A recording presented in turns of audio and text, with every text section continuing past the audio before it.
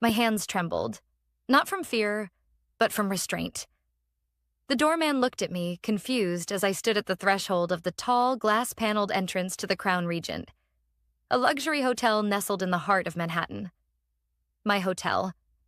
But I wasn't being treated like the owner today. I was being treated like an outsider. "Sorry, miss. Private event," the man said politely, not realizing who I was. Just as I reached into my clutch to show my pass, a familiar figure stepped into view. High heels clicked sharply against the marble sidewalk. Red lips curled into a practiced smirk. "Lauren?" My sister's voice dripped with disbelief and amusement. "What are you doing here?" She didn't wait for an answer. Instead, she turned to the doorman, placing a manicured hand on his arm. "She's not on the guest list," she said sweetly. Then, facing me again, "Poor girl probably can't even afford valet." Behind her, I saw my mother's face through the revolving glass door, rigid with judgment, lips pursed like she'd smelled something sour. She stepped outside, wrapped in a fur-trimmed shawl, designer sunglasses still perched on her nose despite the late hour. "Lauren," she said flatly, "don't embarrass our family. Just go home." I bit the inside of my cheek. The insult didn't sting the way it used to. Not anymore. "I'm not here to make a scene," I said calmly, sliding my hand back into my clutch. "I was invited."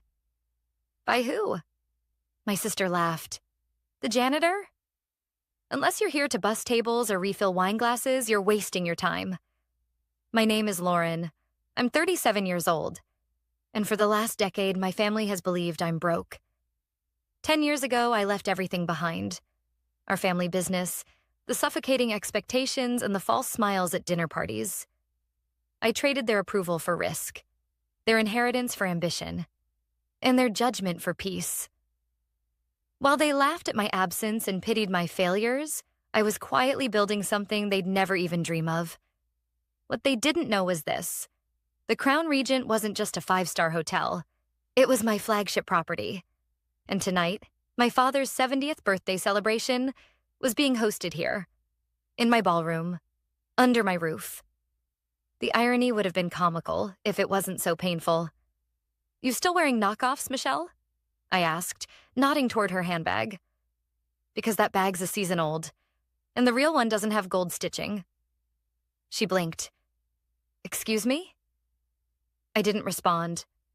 I didn't need to, because I knew the truth about her failing interior design company, about Mom secretly funding her lifestyle with quiet loans, and about the unpaid rent notices my property management team had sent for the last 3 months. But I wasn't here for revenge. Not yet. "You're not welcome here," my mother repeated. "This is a private event, for family and important people." I nearly laughed. Family? Important people? I'd hosted presidents, foreign dignitaries, Fortune 500 CEOs in this hotel. I'd shaken hands with people who wouldn't even take my mother's calls. Still, I stayed silent, watching, calculating, letting them dig the hole deeper. Then came the line that cracked something inside me. "Lauren," my sister sneered, "go back to wherever you came from. This place isn't for people like you. People like me." I remembered the nights I'd slept in my office, building my hospitality group from scratch. The contracts I'd negotiated over coffee instead of champagne. The properties I'd acquired when no one else believed in me. I hadn't inherited luxury. I had clawed my way up to it. The glass doors swung open again. A tall man in a sleek black suit stepped out. "Excuse me," he said, scanning the group. "Miss Lauren Hart?" I turned. "Security director for the Crown Regent," he said, offering a respectful nod. "Your suite is ready, and the head chef is waiting for final approval on the dinner menu." My sister's jaw dropped. The doorman blinked. My mother's breath caught in her throat. "Would you like me to escort you inside, ma'am?" he asked. I smiled gently and stepped forward. "That won't be necessary." Then I turned to Michelle and my mother. "But perhaps you two would like to follow me, since you're so concerned about appearances." They didn't move, so I walked past them, my heels echoing through the marble foyer I had designed myself. Past the chandelier I commissioned from Italy, toward the elevator that led to the penthouse suite I'd handpicked for this very evening. And as the doors closed behind me, I finally exhaled. They thought they'd shut me out. But what they didn't realize? They were standing at the entrance to a building I owned. And this was only the beginning. The elevator hummed softly as it climbed, the polished brass interior reflecting my calm expression. But inside, my heart beat steadily like a war drum. I didn't feel anger, not anymore. That emotion had burned out years ago. What I felt now was precision. I had spent the last decade building a life in silence. Not out of shame, but strategy. You see, when people think you're nothing, they reveal everything. And my family? They'd revealed more than they ever should have. As the elevator rose, so did the memories. 12 years ago, I stood in my parents' living room, proudly announcing I had declined a job at the family law firm. I'd been offered a junior partner track, safe, respected, and suffocating. I told them I was moving to Chicago to start a hospitality business instead. My mother's response had been swift. Hotels? What are you going to be? A maid? And my sister?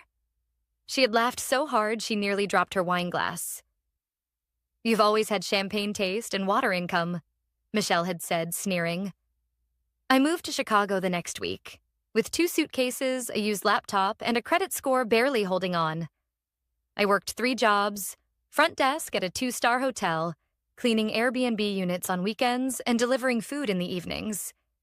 Every spare dollar I earned went into learning, licensing, networking, building. The first hotel I purchased had been a bankrupt shell in Milwaukee. Everyone told me it was a mistake. 2 years later, it had a wait list and 5 national awards. Now the Crown Regent was my 6th luxury property. And the building we were in? I didn't just own the hotel. I owned the entire block. The elevator dinged softly. Penthouse. The doors opened into the private pre-function area, a sleek marble space lined with towering orchids, dim chandeliers, and the faint sound of a string quartet tuning in the main ballroom beyond. Miss Hart. A voice broke the silence. It was Rachel, my operations director. She walked toward me briskly, tablet in hand. We're ready to begin whenever you are. The birthday dinner is set for 7:30. Chef Thierry is finalizing the dessert course and... She hesitated. Your family hasn't arrived yet. I smirked. Oh, they've arrived. They're just still at the front door. Her eyes widened slightly. They didn't recognize you again? No, I said, lips curling. And they told me not to embarrass the family. Rachel blinked. Would you like me to address it? I shook my head. Let it unfold naturally. We stepped into the ballroom together. The room shimmered, soft golden lights glinting off crystal glassware and the handcrafted silver cutlery I'd imported from Japan. Each table was draped in white silk. The head table at the far end boasted a full floral sculpture, arching over the birthday banner that read, Happy 70th, Robert Hart. My father, the man who hadn't called me in 6 years. Not after I refused to fund Michelle's boutique launch. Not after I declined to bail out their firm during their quiet bankruptcy scare. I could have saved them, but I didn't. Not because I wanted revenge, because I was tired of being asked to fix problems I was never allowed to solve until things were already on fire. Would you like to be seated early? Rachel asked. I looked at the gold placard bearing my name. Lauren Hart, founder, Crown Regent Group. Number I'll wait until they arrive. And right on cue, the elevator dinged again. The doors opened slowly. Michelle stepped out first, visibly rattled. Her voice came out clipped. This must be a mistake. Behind her, my mother's heels tapped sharply, echoing through the silent ballroom. Her eyes scanned the space like a battlefield. She froze when she saw me. I was no longer in the same dress. I had changed into a sleek navy evening gown with diamond accents, a gown gifted to me by the designer himself after sponsoring his show in Milan. Lauren, my mother's voice cracked. What is going on here? I believe you said this space was for family and distinguished guests. I replied smoothly. And since I own the building, I figured I'd qualify. Michelle flushed. You don't own this hotel. I raised an eyebrow. You're right, I own the building. The hotel is just one of 6 business entities under my group that operate here. The room fell dead silent. A waiter discreetly stepped forward with champagne, offering my mother a glass. She declined, her hand shaking. Then came the sound of my father's voice behind them. Where have you all been? The guests are asking questions. He paused, seeing me. Lauren? I turned, expression neutral. Hi, Dad. He stepped forward slowly, confusion spreading across his face. I thought you weren't invited. I wasn't, I said evenly, but I'm hosting. And that's when it clicked. His eyes moved across the room, from the staff whispering my name to the branded signage to Rachel standing respectfully at my side. And then, as if summoned by fate, the event's master of ceremonies stepped onto the stage and cleared his throat. Ladies and gentlemen, thank you for joining us tonight to celebrate Mr. Robert Hart's 70th birthday. We'd like to take a moment to recognize and thank the host of tonight's celebration, Ms. Lauren Hart, owner of the Crown Regent and founder of Hart Hospitality Group. Applause erupted. And in that moment, my father's face crumpled. Not with anger, but with something worse. Regret. The applause faded, leaving a thick silence hanging in the air like fog. My father stood there, shoulders square yet uncertain, blinking like the lights above had just flickered too fast for him to process. You're hosting this? He asked, as if still needing confirmation. Yes, I said plainly, stepping down from the small platform to face him. Welcome to the Crown Regent. I hope you enjoy your evening. He looked around again. Really looked this time. At the grand piano in the corner, the custom floral installation in his favorite colors, the framed photo wall we'd arranged behind the head table filled with moments from his life. Moments I had personally selected. I watched his lips part slightly, like he wanted to say something, but no words came. Michelle stepped forward, her voice brittle. This doesn't make sense. Last we heard, you were living in a 1-bedroom somewhere in Queens. I turned to her, smiling faintly. And where did you hear that? She hesitated. That's right, I said. You didn't. You assumed. Because when I stopped asking for approval, you stopped paying attention. My mother placed a hand on Michelle's arm, trying to maintain her poise. This is all very dramatic, Lauren, but what exactly are you trying to prove? I tilted my head slightly. Nothing. I'm not here to prove anything. I just wanted to celebrate Dad's birthday. In my own hotel. Then I turned to my father again. I thought you might like that. You always said you wanted to visit New York more. So I brought New York to you. He nodded slowly, still dazed. I thought you left all this behind. I left you behind, I corrected gently, when you made it clear that I wasn't welcome unless I followed the exact path you laid out. That stung, and I could see it. He swallowed hard, glancing toward my mother, who now refused to meet his eyes. You could have told us, he said at last. You could have let us know what you were building. I could have, I agreed. But would you have listened? Or would you have called it a hobby? A distraction? Another one of my phases, like Mom used to say? He didn't answer. Rachel approached quietly, handing me a phone. Sorry to interrupt, she said. But your investment advisor is on the line. He says it's regarding the Midtown acquisition. Very time-sensitive. I nodded and turned away for a moment, answering, Yes, go ahead. They countered? Okay, tell them we'll go to 12.5 but not a cent more. And if they don't sign by noon tomorrow, we walk. I ended the call and turned back to my stunned family. Sorry about that, I said calmly. Just finalizing the purchase of a 30-story tower in Midtown. One of our competitors went under. Thought it was worth the grab. Michelle let out a strangled laugh. This isn't real. It's a stunt. Some kind of elaborate show. I didn't answer her. I didn't need to. Just then, the room's side door opened and Mr. Kwan entered, the hotel's head architect. He walked directly up to me with 2 revised blueprint rolls tucked under his arm. "Ms. Hart," he said, bowing slightly. "The redesigns for the new rooftop suite are complete. I've left the copies in your office." "Thank you," I said, taking one. "This is my family, by the way. They're just getting acquainted with the Crown Regent." He nodded respectfully and left. The silence between us thickened. "How—" My mother's voice cracked. "How did I do it?" I offered. "By working while you were gossiping. By learning while you were doubting. By staying quiet while you mocked me.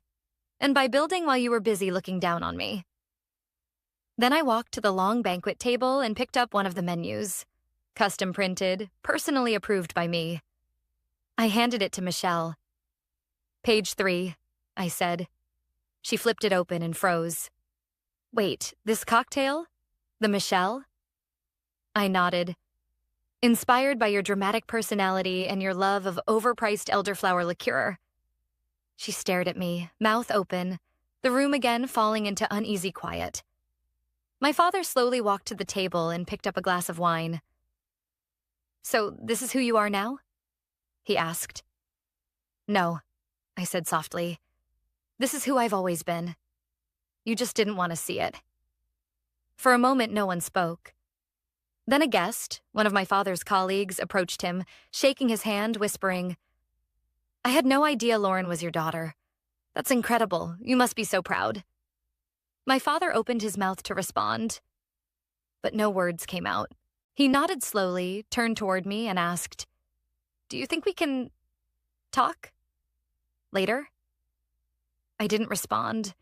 I just gave a small smile and walked away, heels clicking on the marble floor, echoing louder than any applause. Because sometimes silence says everything. I made my way through the ballroom, past clinking glasses and murmured whispers, feeling the heat of 100 stolen glances. Some guests nodded in recognition. Others blinked in confusion, trying to reconcile the woman in the evening gown with the daughter who was struggling, estranged, or gone off the rails. That was the story my mother told, after all. That I'd gone chasing impossible dreams, living paycheck to paycheck, wasting my potential. What she never told them was how she had blocked my number the day I refused to sign on as legal counsel for Michelle's failing business. Or how she had sent back my first wedding invitation with the words, "Not appropriate for the family," scribbled in red ink. Tonight she looked like a cornered politician at a press conference, smiling tightly while her eyes darted, calculating every move. "Lauren," a voice called behind me. I turned to see Gavin, Michelle's fiancé, approaching with the practiced confidence of a man used to getting what he wanted. Tall, clean-cut, expensive suit. But his tie was slightly askew now, and a bead of sweat clung to his brow. He reached me and offered a weak smile. "Hey, didn't expect to see you here tonight." "You and the rest of your entourage," I said evenly. He chuckled nervously. "Yeah, look, I just wanted to say, this place is incredible. Seriously, it's stunning." "Thank you," I said. "It's my pride and joy." His jaw flexed. "So, just to be clear, you really own all this? The Crown Regent?" "Yes," I replied. "And the tower across the street, and the River Plaza where your bank's Midtown branch is located." He blinked. "That lease your VP mentioned last quarter?" I continued, sipping from a flute of sparkling water. "It crosses my desk tomorrow. Your team's hoping for a renewal." Gavin's smile vanished. Wait. Are you serious? They didn't tell me you were the landlord." "Why would they?" I said, lowering my glass. "They don't know I'm your future sister-in-law. They just know me as Lauren Hart, CEO of Hart Hospitality." He rubbed the back of his neck. "This complicates things." "Not for me," I said smoothly. "I treat all tenants equally, especially ones who underestimate my family ties." He opened his mouth to respond, but was cut off by Michelle, who stormed up, eyes wild. What are you doing? She hissed. Why are you talking to her? She owns your venue, Gavin whispered harshly. Maybe you should ask her why our lease hasn't been approved yet. Michelle turned to me, stunned. That's not true. Oh? I raised an eyebrow. You think I didn't know about your firm's pending expansion? Your CFO has been begging my commercial real estate division for a property in Soho. The one on Mercer Street? Michelle went pale. Yeah? I said softly. That one. My voice didn't rise. I didn't gloat. I let the facts land like slow-rolling thunder. Behind Michelle, my mother approached, wine glass in hand, eyes a little too bright.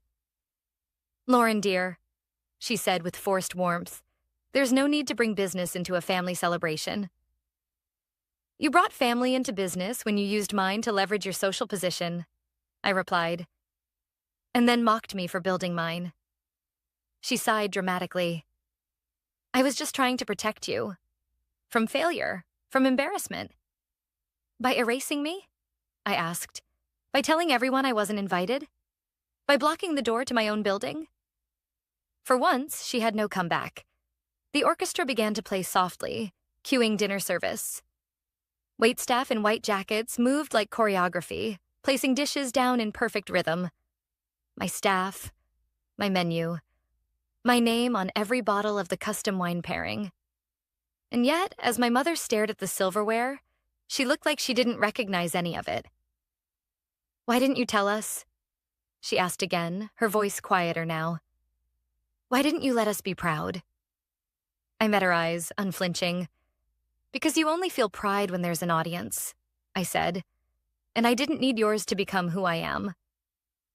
Just then, my assistant approached and whispered, The mayor's chief of staff has arrived. She's hoping to speak with you before dessert. Of course, I said. Let her know I'll join her in 10 minutes.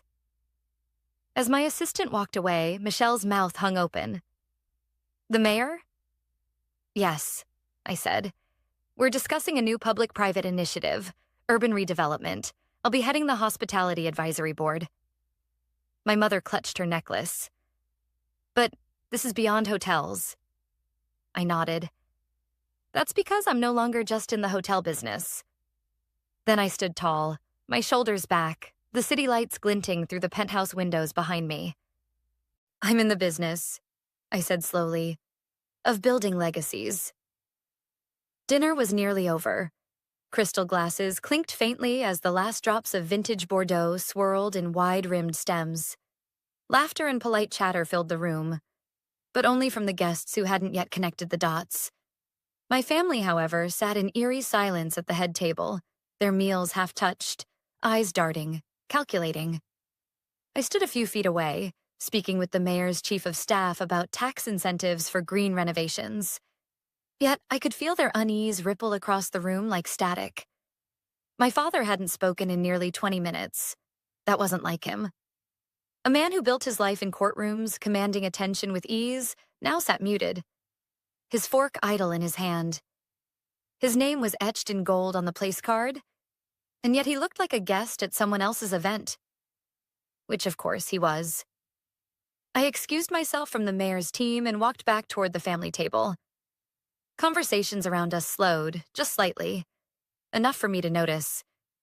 People were watching, listening, and I didn't mind. I pulled out the empty seat next to my father and sat down, folding my hands in my lap. The silence between us stretched tight. I have to ask, he said finally, his voice low. Why didn't you tell me?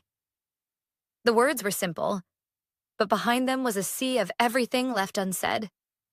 The disappointment, the dismissals, the missed birthdays and ignored calls, the legacy he expected to control, and the one I'd built without him. Because you never asked, I replied. He winced. You always assumed you knew who I was. What I was capable of, I continued quietly. You thought success meant following your path. And when I chose mine, you decided I'd failed before I'd even begun. He looked down at his plate. I never meant to make you feel that way. You didn't have to mean it, I said. You just had to say it, over and over, loud enough for everyone to believe it, including me. Michelle shifted in her seat across the table. Dad was just trying to protect the family name. I turned to her slowly. By lying? By telling people I was struggling while you tried to rent an apartment in a building you didn't know I owned? Her mouth opened, then shut. I pulled a slim envelope from my purse and placed it on the table in front of my father. "What's this?" he asked cautiously. "A deed," I said. "To a villa in the French Riviera. I bought it a year ago. Fully staffed, ocean view, private beach." He stared at it, confused. "It's yours," I added. A birthday gift, from the daughter who apparently couldn't afford a hotel dinner. Michelle let out a soft gasp. "You're giving away real estate now?" she muttered. "I'm giving back," I said, "because that's what I choose to do, with or without your applause." My mother leaned forward, voice cracking slightly. "You still care? After everything?" I nodded. "I care, but I've learned to care without needing validation from people who only show up when it's convenient." There was a pause. Then, from across the room, the hotel's general manager approached our table. "Excuse me, Miss Hart," he said politely, "but the press is requesting a quick statement regarding the Crown Regent's expansion announcement. Should I tell them you'll come down shortly?" I nodded. "Give me 5 minutes." He bowed slightly and retreated. My family stared. "You're making a statement?" my father asked. "There's a press conference downstairs," I said. "They're unveiling the official plans for my 7th hotel. It'll sit next to the Crown Regent, connected by an atrium I designed myself." He looked stunned.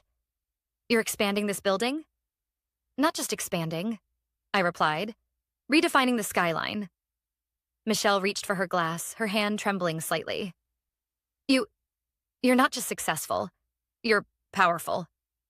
"I had to be," I said, my voice gentle. "You don't get heard when you whisper from the sidelines." Then I stood. "I'm heading down to speak with the press. You're welcome to join." They didn't move. I turned to walk away, then stopped and looked back one last time.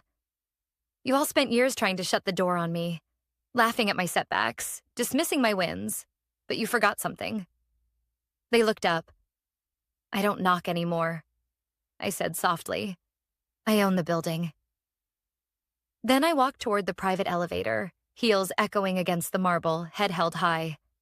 And for the first time in my life, every step forward was completely my own. The cameras flashed as I stepped onto the press platform, flanked by the city's Economic Development Council and the mayor's chief of staff. Behind us, a large rendering of the new Hart Atrium was unveiled, a gleaming glass connector between the Crown Regent and what would soon become the tallest luxury wellness resort on the East Coast. Reporters leaned forward, microphones angled in. The air buzzed. I spoke calmly, clearly, deliberately. "We broke ground on this project 3 years ago," I began, with a vision that went beyond brick and glass. I didn't want to just build another hotel. I wanted to create a space that redefined what it means to belong, where elegance didn't mean exclusion, where no one stood outside the doors of something they built, locked out because someone decided they weren't enough. The crowd hushed. Cameras clicked. "Because I know what that feels like," I continued, "to stand on the threshold of a place that should have been home, only to be told you're not welcome. I know what it's like to be measured by old standards, by names on doors that you were never invited to enter." I paused and looked up at the rendering behind me. "So I built my own door." Applause erupted, and behind the press, just out of sight, I saw them. My family. Still standing. Still watching. The weight of realization carved into every line of their faces. Later, when the crowd began to thin and the camera crews packed up, I stepped down from the podium and walked back into the lobby. I paused for a moment, soaking in the familiar scent of white lilies and polished wood, the warm hush of conversation in the lounge, the gentle music from the piano by the bar. This place wasn't just a hotel. It was a monument to every step I'd taken alone. Every night I'd doubted myself. Every no that had pushed me to build a better yes. Every silence that taught me how to roar without raising my voice. As I turned toward the elevators, I heard my name. Lauren. It was my father. He approached slowly, hands in his pockets. For the first time in my adult life, his voice held no authority, only uncertainty. That was powerful, he said. Thank you. I didn't realize how much I had missed, he admitted. You didn't want to realize, I said gently. He nodded, accepting it. Is it too late? He asked quietly. To know you again? I studied him for a moment, not out of spite, but truthfully. This was the man who once told me that ambition was unbecoming of a daughter, who said legacy belonged to those who followed orders, not dreams. I don't know, I answered honestly. Knowing someone requires listening, respect, not just proximity. He sighed, looking down. I was wrong, Lauren. Terribly wrong. I know, I said softly. But tonight wasn't about proving that. He looked up. Then what was it about? I took a deep breath, then smiled. Not for him, but for me. It was about taking my seat at the table, I said. The one I built. The one no one could pull out from under me again. A tear slipped down his cheek. He reached into his jacket and pulled out the envelope I had given him earlier. The deed to the villa. I can't accept this, he said. It's too much. I stepped closer. You don't have to accept the gift, but maybe finally you can accept the daughter who gave it. He looked at me, really looked, and for the first time in decades I felt seen. Not pitied, not doubted. Seen. Michelle and my mother stood a few feet away, uncertain and silent. They didn't interrupt. Not this time. I turned to them and nodded. I'm not angry. Not anymore. But I'm not erasing the past to make anyone feel better either. My mother opened her mouth to speak, then closed it again. Her eyes were glossy. Her hands clutched each other as if trying to hold something together that had already fallen apart. As I stepped into the elevator, I faced them one last time. Family isn't about blood, I said. It's about who claps when you rise, not who disappears when you fall. The doors began to close. And for the record, I added, smiling faintly, I never needed your table. Mine's bigger. Ding. The elevator rose toward my private suite, the lights of the city flickering beneath me like stars catching up to their owner. And in that moment, I didn't feel vindicated. I felt free.